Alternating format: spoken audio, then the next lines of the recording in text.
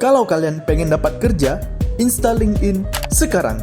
Di sana banyak informasi lowongan kerja dan kesempatan menambah relasi dengan orang profesional. Ada sebagian akun LinkedIn berlabel #hiring. Maksudnya, mereka sedang memburu calon-calon talent pekerja baru. Orang seperti apa yang mereka mau cari? Inilah dia, podcast Berdebar. Cara rekruter melihat calon pekerja potensial. Oke, terima kasih Ong udah hadir di podcast Berdebar. Jadi Ong ini adalah salah satu recruitment consultant teknologi di Ekrut. Jadi perusahaan Ekrut itu bergerak di bidang apa dan ngapain aja di situ Ong? Oke. Terima kasih banyak sebenarnya Furkon dan tim Berdebar yang udah mengundang dan sharing di sini gitu. Nah, jadi Ekrut itu salah satu recruitment agency di mana kita punya beberapa produk nih.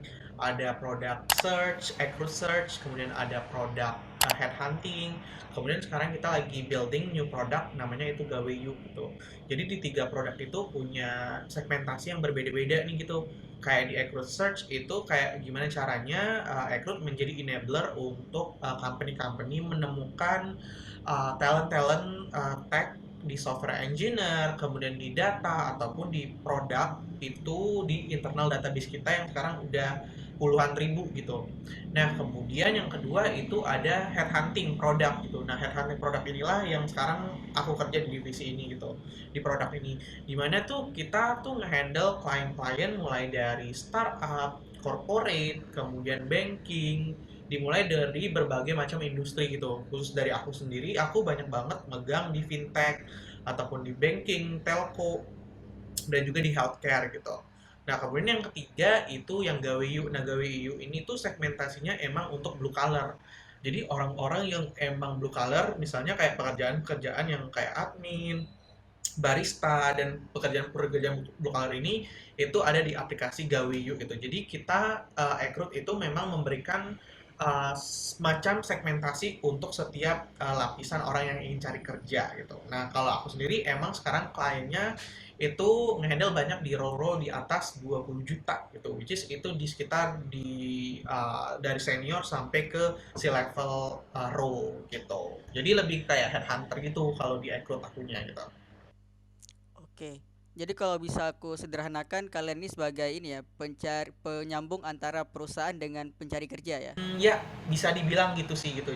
Dimana kita tuh pengen lebih membantu lah gitu klien-klien kita dan kita as a vendor untuk lebih cepat nih hire-nya, prosesnya dari recruiter network ataupun dari internal database yang kita udah punya gitu.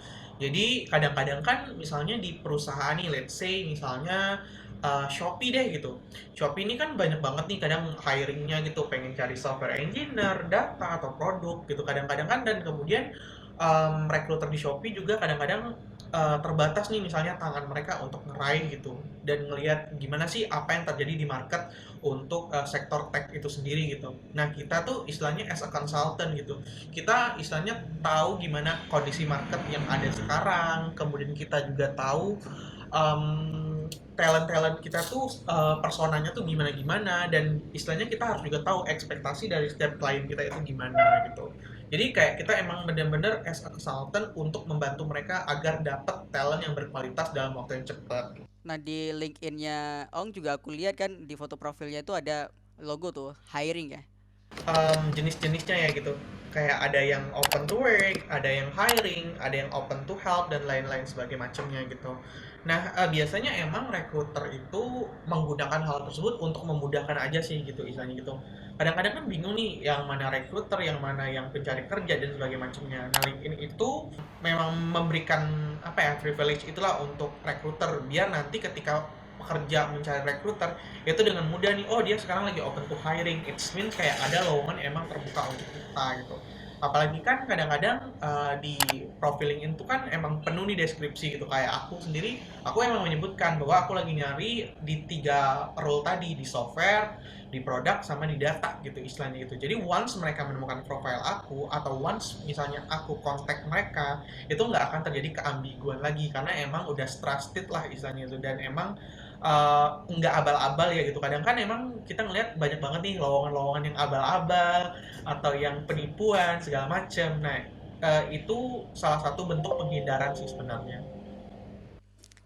terkait dengan hal itu, biasanya kamu ketika mencoba mencari talent, apakah kamu yang bakalan research langsung ke akun profil LinkedIn mereka atau mereka yang approach kamu?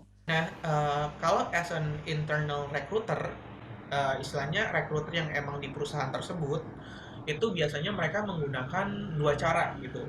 Active sourcing sama passive sourcing gitu. Active sourcing itu biasanya buka dengan lowongan-lowongan pekerjaan gitu. Jadi kita pakai job vacancy. Tapi pasif itu biasanya emang diperuntukkan untuk talent-talent yang melamar pekerjaan tapi mereka tuh kadang open, makanya kita tuh kadang harus jemput bola. Nah, ketika kita as a headhunter bukan sebagai internal recruiter, itu biasanya kita harus lebih jemput bola, harus lebih berani inisiatif untuk tanyain mereka gitu. Kadang-kadang kan kebanyakan orang itu males banget nih gitu, kayak mau ngisi form lah, submit CV lah, cover letter lah gitu. Nah, kita itu istilahnya emang as a headhunter untuk memudahkan hal tersebut. Even misalnya ketika pengisian data mereka pun itu kita lewat call gitu. Jadi kayak mereka nggak perlu lagi ngisi data-data, jadi kita langsung call aja gitu istilahnya. Nah, makanya kayak ya udah, karena memang prosesnya mudah dan juga kita udah nge-clearin di awal, ini range gaji kalian, kemudian ini pekerjaan kalian, ini company profile klien kita gitu. Nah, jadi mereka udah tahu nih bisa mau memutuskan lanjut atau enggak. Terutama kayak aku kan megangnya di sektor tech ya gitu. Sektor tech itu sedikit unik ya menurut aku karena sekarang tuh kayak produk, software engineer dan data tuh emang lagi high demand banget kan di kalangan-kalangan dunia profesional. Nah, mereka itu jadi kayak kadang-kadang banyak nih yang approach gitu. Kalau misalnya emang nggak cocok buat mereka ya udah mereka pasti tolak gitu. Makanya kita as a recruiter itu harus bener-bener pinter negotiate dan punya sales teknik lah yang baik, biar bisa approach mereka dan mau kita masukin ataupun jadi pipeline di klien company kita gitu. Anggap aja nih ada seorang fresh graduate ya, dan dia pengen bekerja di uh, apa tuh industri teknologi juga. Nah, ketika dia melihat Ong lagi hiring untuk orang itu, apa nih tips dari Ong agar dia bisa approach Ong dan Ong bisa menerima dia dengan baik kayak gitu? Oke. Nah, jadi sebenarnya tuh menurutku ya kayak as a fresh graduate itu potensi itu sebenarnya banyak banget gitu. Bener-bener banyak banget.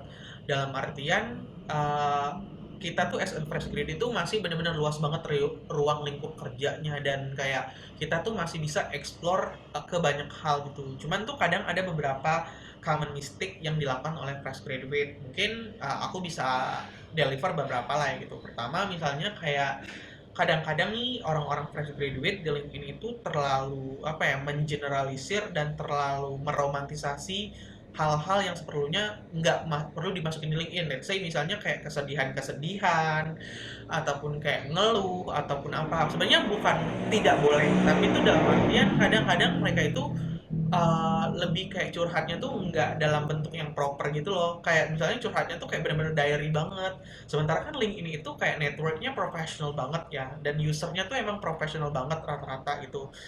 Why not kita tuh menceritakannya tuh emang yang apa ya harus ada learning value-nya. Kira-kira kalau orang baca ini apa sih yang bisa orang ambil gitu. Terus kayak misalnya apa sih yang pengen lu sampai di sini? Siapa sih target lu gitu istilahnya. Nah, kadang-kadang kan kita tuh yang aku lihat ya di LinkedIn tuh banyak yang curhat-curhat doang, tapi tuh kayak setelah itu nggak ada apa ya nggak ada action plan-nya. Let's say gini, mereka tuh pengen terus tiap hari ngomong dapat kerja, dapat kerja, dapat kerja, tapi tuh pas aku lihat di profiling in mereka itu tuh kayak kosong melompong doang gitu, kayak experience nggak ada, ikut course-course juga nggak ada, terus kayak summary-nya juga nggak kena gitu istilahnya. Jadi kayak apa yang bisa kita bantu gitu. Makanya kayak aku lebih apa ya lebih menghargai lah lebih respect sama mereka yang oke, mereka nih fresh graduate loh gitu tapi mereka tuh punya sense of learningnya gitu, mereka punya keinginan buat belajar gitu.